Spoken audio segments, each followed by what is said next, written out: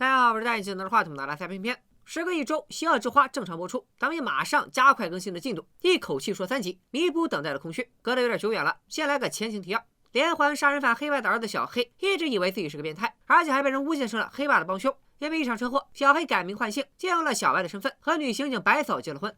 而黑爸真正的帮凶至今逍遥法外，小白的姐姐黑姐，俩人的童年玩伴记者，3人组成了主角团。此外还有白嫂、狗哥为主的专案组，都在调查这起陈年旧案。在这个过程中，白嫂也发现了自己老公的秘密。小白顺藤摸瓜，查到了一个黑爸和帮凶都认识的黑中介老板，并用小黑的身份和专案组合作，将黑中介一网打尽。殊不知狗哥意外得知了小白就是小黑，他质问白嫂是否早就知情，白嫂百口莫辩，只希望狗哥能网开一面。狗哥当着同事的面不好让白嫂难堪，只能把白嫂带到天台单聊，让她不要参与今晚的行动，也不要再袒护小白，这样至少在狗哥抓捕小白时，还可以将白嫂当成受害者，保她不被小白牵连。可白嫂不能看着无辜的小白像年少时一样被无知群众伤害，承受不该承受的惩罚。为此，他不惜向狗哥下跪求情。狗哥于心不忍，念在白嫂对小白的一片真心，他无奈地答应白嫂可以一起执行今晚的任务。但白嫂要是拿不出证据证明小白是无辜的，自己还是要秉公执法。此时，小白和记者已经到达和黑中介老板交易的目的地。小白准备好窃听器，又把接收器交给记者，表示如果发生意外，他不能联系警察，记者就负责通知白嫂受害者的藏匿点。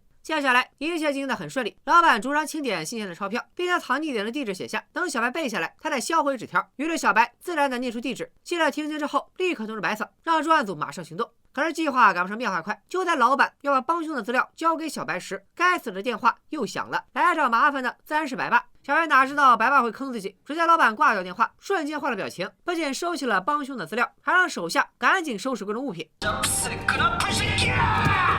老板的打手绑架妖员，把小白好一顿胖揍，再将他捆成一条咸鱼，准备送小白上路。还好记者听出情况有变，连忙去给小白解围。他引着打手一路到停车场，再发挥一流的捉迷藏技术，在车底匍匐前进。可就在这样的危急关头，记者还不忘老本行，他灵机一动，掏出手机现场直播。当红记者深入人口贩卖组织，立刻吸引了网友们的关注。打手哪管你是不是网红，把记者拖出来就是一顿暴打。还好刚刚有热心网友报了警，要不然记者也是凶多吉少。与此同时，警察已经赶到了藏匿点。老板虽然安排了不少小弟蹲守，但刑警也不是吃素的。专案组分批对战黑中介的人马，包括胖在内的3名受害者终于获救。狗哥和白嫂也抓住了最难搞的酒保，可白嫂还是放心不下小白，非要现在去交易地点找他。狗哥也心软了，他表示明早绝对会逮捕小白，但今晚白嫂想干啥，他看在网上的情分上就不管了。小白这头确实是命悬一线，他和警察合作就等于断了老板的活路。老板恨得牙痒痒，打算活活烧死小白。然而他掏出打火机，点亮的却是小白的主角光环。小白震惊于白嫂的出现，白嫂的担心小白的安危，夫妻2人还来不及多说，老板就开始反击白嫂。就在小白马上要掐死老板，变成杀人犯的时候，还是白嫂让小白冷静下来。白嫂能找到黑中介，证明他早就清楚自己是谁，也知道自己的黑历史和精神病史。小白不知道从哪里开始解释，他也不明白白嫂知道了真相，为什么还要帮他。白嫂也有一肚子话想倾诉，可现在警方已经查封了黑中介的所有地盘，早晚会查到小白头上，而且狗哥明早就会来逮捕他。所以白嫂虽然气小白的欺骗，又舍不得和他分开，但也只能劝小白快逃，像18年前一样，逃到谁也找不到他的地方。小白浑浑噩噩的上路了，可能他回忆起白嫂这段时间的变化，以及在他面前假装坚强的样子，越想心里越难受。小白深知对不起白嫂，不能就这么逃走。他把车停在路边，不断的给白嫂打电话。一开始白嫂还能忍住不接，可思来想去，他还是放不下小白。2人劫后余生，再次相见。小白哭着向白嫂道歉。经过这一晚的风波之后，小白决定和白嫂一起回家。就算明天一早狗哥就会来逮捕他，至少今晚2个人还能相互依靠，享受最后在一起的时光。临睡前，小白还告诉白嫂，他没有10岁以前的记忆，人生第一次有印象就是和黑爸在一起，后来一路坎坷，死里逃生，才和白嫂相遇。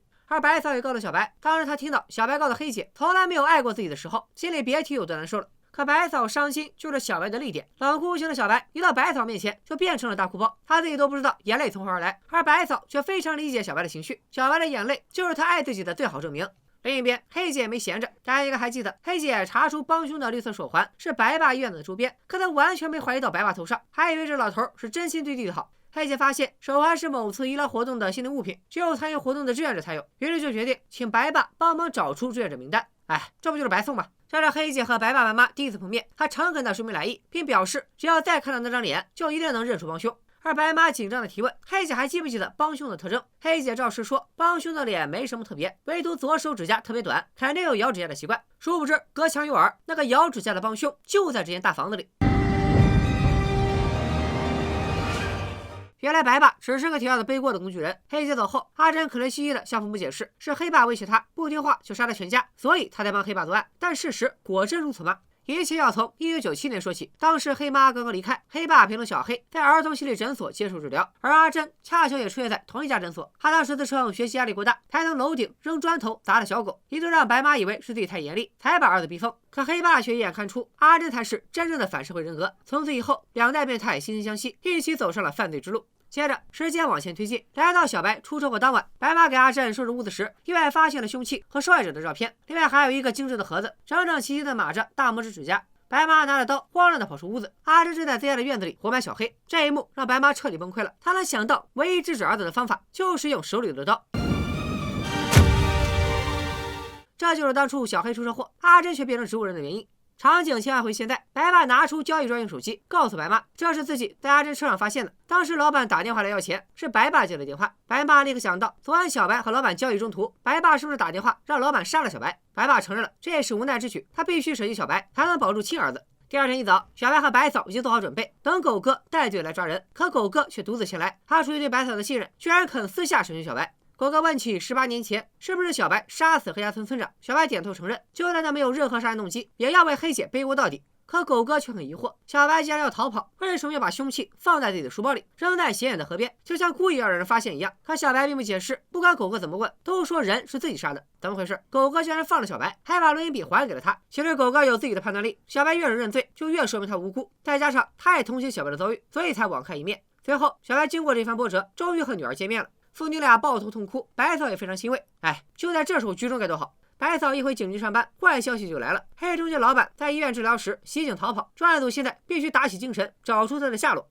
就在专案组开会时，小白突然打电话私聊狗哥，让他千万别告诉白嫂，偷偷出来面谈。小白告诉狗哥，昨晚和老板交易的过程中，有人和老板告发他协助警察，想要借老板的手除掉自己。狗哥当然好奇这人是谁，小白内心已经有了人选，有钱能买通老板，还得交易之情，想来想去就只有白爸。但是小白目前没有证据，所以没有直接告诉狗哥他怀疑的人是谁。小白只需要狗哥的配合，他有一个办法，能在确认此人的同时抓住老板。狗哥想了想，决定信小白一回。小白的计划到底是啥？咱们接着看。另一边，黑姐告诉记者，她想自首，记者想阻止，可黑姐再也忍不住了。当年是她受不了村长隔三差五组织全村人给小黑驱邪，小黑当时只有18岁，就因为频繁的驱邪，导致他真的以为自己是鬼上身，所以后来才能时常幻想出黑爸的身影。记者劝了半天，黑姐还要一意孤行，他最后只能委委屈屈的和黑姐表白。可黑姐能听记者的吗？她和记者分开之后，转头就去了警察局。走到警局大门口，她还通知记者，她还是要自首。还好白嫂反应迅速，说是自己约黑姐来询问连环杀人案的事，要不然黑姐就要在专案组自爆了。白嫂告诉黑姐，小白认为姐姐是善良的人，为了黑姐能过上正常人的生活，她可以承担所有罪名。黑姐现在要自首，反倒会让小白更加自责，这么多年的苦心就白费了。说罢，白嫂就让黑姐离开。而两个女人都想不到，小白的捕猎计划即将开始。小白联络白爸，约他明晚8点在白爸家里见面。白爸欣然同意，并联络老板准备动手。事成之后，他会给老板跑路的费用。再看白爸家中，人口买卖组织被警察一锅端，老板畏罪潜逃，这可是超热门的社会新闻，就连瘫在病床上的阿珍也没有错过。显然白爸的计划失败了，他一个半残，只能先刺激白妈。没过多久，白爸回家告诉阿珍，小白今晚会来家里，让阿珍小心一点，千万不要被小白发现他已经醒了。白爸已经想到办法，让老板干掉小白，阿珍不用管别的，只要准备留学就行了。阿珍察觉到保姆在偷听，内心早就有了自己的想法，他会听爸爸的话，乖乖去留学吗？想必不会这么容易。白嫂在警局审讯老板的手下，对方告诉白嫂，老板在交易中途接到一通电话，有个人让老板杀了小白，老板只要成功，对方就会付一大笔钱。这件事小白昨晚压根没提起过，白嫂没想到小白居然还有事瞒着他，他要找小白问个清楚。狗哥却让白嫂稍安勿躁，要杀小白的人非常关键，现在轻举妄动，很可能让小白再度陷入危险。今天又下了大雨，在去和白爸兑现之前，小白还有时间和白嫂雨中漫步。他一路上都在自我检讨，各种和白嫂道歉。白嫂却不想责怪小白，只想换个轻松的话题。你们俩下了棋之前，能不能通知我们一声？大家先用弹幕互助公平，看不见就不会被虐了。这头小白夫妻俩甜甜蜜蜜，那头白家的聋哑保姆写好辞职信，单独和白妈谈条件，他要白妈支付保密费，因为他比白妈想象中的知道更多的秘密。从阿珍撞伤小白，到白妈捅了阿珍，再到小白顶替了阿珍的身份，包括现在白爸还有杀小白的事，保姆都知道。白妈之前天真的以为保姆就是个朴实的阿姨，一直把她当半个家人看待，没想到保姆现在却成了最大的威胁。白妈不能就这么放保姆离开，两人比划着手语，争执不下。阿珍听到争吵声，出来就看见妈妈满头是血。这时保姆还没意识到危机，比划着手语让白妈打钱。可阿珍仅剩的人性都留给了白妈。见妈妈受伤，一直坐着轮椅的阿珍居然站起来了。她不仅站起来了，而且还走得飞快。看到这里的小伙伴们，不妨把医学奇迹打在屏幕上。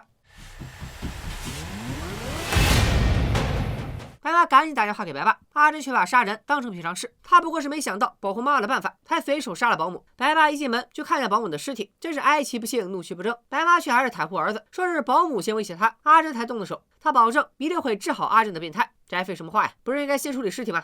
正好小白打电话来通知白爸取消今晚的会面，说是要去外地2天1夜。恰巧白爸在当地有别墅，他就想去借宿一晚。这可太好了！白爸问清小白到达的时间，并说会让人收拾好别墅。他自然不知道，小白这样做就是要当诱饵，让白爸派老板去杀自己。小白把计划全说告了白嫂，只要老板出现在别墅，狗狗就会将其逮捕。小白自己则会去白爸家中，逼迫他实话实说。只要白爸承认和老板有联系，就可以证明想杀掉小白的人，还有黑爸多年的帮凶就是白爸。不过，如果白爸在家中被捕，小白的身份也会被公之于众，这一点需要白嫂做好心理准备。白嫂支持小白的一切决定，并打算和小白一起行动，毕竟他是刑警，有紧急逮捕权。可小白和警方都不知道阿珍这个变数的存在，他们的计划能成功吗？小白和白嫂一起前往白爸家，而这家人正打算转移保姆的尸体。白嫂和老两口说明，他不仅知道了小白的真实身份，还知道白爸一直把亲生儿子藏在家里，他就想看看阿珍现在的情况。难道阿珍就要被发现了吗？当然不会，他藏了整整15年，在别人面前演植物人，可谓是驾轻就熟。白爸和小白夫妇说明，阿珍现在活死人一个，根本醒不过来，所以他会让小白以现在的身份生活。白嫂也不必为此担心，这老狐狸撒起谎来眼睛都不眨。小白白嫂也没当回事，因为他们此行的目的不在于此。小白打开天窗说亮话，今晚他要去外地别墅这件事，除了他和白嫂，只有白爸知道。时间一到，如果警方在别墅逮捕老板，就说明是白爸支持老板杀人。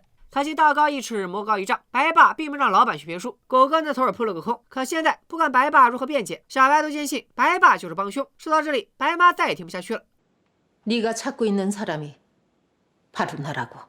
白妈到底是怎么想的？这时候跳出来背锅，她拿出保姆的辞职信，打算给白嫂看。可就在白嫂要打开信的同时，屋里断电了。白爸像是早有准备，他自然起身去屋外检修电路。大家不要慌张，阿珍睡前转移是有原因的。今晚发生的一切都尽在阿珍的掌握。原来早先白爸指使老板去别墅时，阿珍就在一旁，得知了老板向小白透露过有人要杀他。阿珍立马就想到，小白一会儿说在白爸家见面，一会儿说去外地，肯定是已经计划好，只要那边老板出现在别墅，这边白嫂就可以逮捕白爸。可不让老板去别墅，就可平安度过危机吗？也不会。小白的怀疑不会停止，保不齐以后还会想更多招数，让白爸跳下陷阱。所以阿珍今晚设计了一个局中局，直接解决小白。等小白夫妇来到家里，确认了他是植物人之后，阿珍再找准时机拉下电闸。白爸接机离开后，白妈用保姆的辞职信拖住小白，说都是自己的错，在保姆面前毫不掩饰家中的秘密。对方辞职的时候勒索保密费，就证明保姆可能早就把小白的去向泄密给外人了。小白却觉得白妈的理由太牵强，总不能因为白妈没挑好保姆就判定白妈是帮凶吧。阿珍也料到小白不会相信，所以他给白妈安排的主要任务不是背锅，而是点蜡。点个蜡烛还能搞到什么名堂？就看白妈紧张的蜡烛没点起来，杂物却撒了一地。小白好心帮忙收拾，这个收拾的画面请大家记住，结尾要考。而屋内就在此时恢复了光明。